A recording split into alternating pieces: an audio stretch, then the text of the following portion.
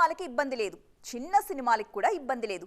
అసలు వాటికి పని చేసేవారికి, వాటిని విడుదల చేసేవారికి ఇబ్బంది లేదు. కానీ ఎటొచ్చి మీడియం రేంజ్ సినిమాలున్నాయే, వాటితోనేనండి ఇబ్బంది అంతా.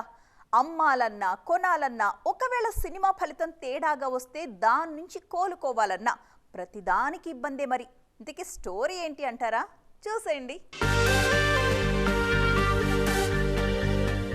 స్టార్ హీరోల సినిమాలకు, పాన్ ఇండియా సినిమాలకు కళ్లు మూసుకొని కోట్లు కుమ్మరించిన ప్రీ రిలీజ్ బిజినెస్ లోనూ, ప్రీ బుకింగ్స్ లోనూ, డిజిటల్ రైట్స్ లోనూ పెట్టిన డబ్బులు ఏదోలా వచ్చేస్తున్నాయి. పర్ఫెక్ట్ కంటెంట్ ఉంటే చిన్న సినిమాలు కూడా కోట్లు వసూలు చేసుకుంటున్నాయి. చిన్న సినిమాల విషయంలో ప్రీ రిలీజ్ బజ్ పెద్దగా లేకపోయినా మౌత్ టాక్ చూసి డిజిటల్ ప్లాట్ఫామ్స్ ఇంట్రెస్ట్ గా హక్కులు తీసుకుంటున్నాయి. పెట్టిన ఖర్చు కూడా పెద్దగా ఉండదు కాబట్టి నిర్మాతలు కూడా హాయిగా లాభాలను చూసేయగలుగుతున్నారు.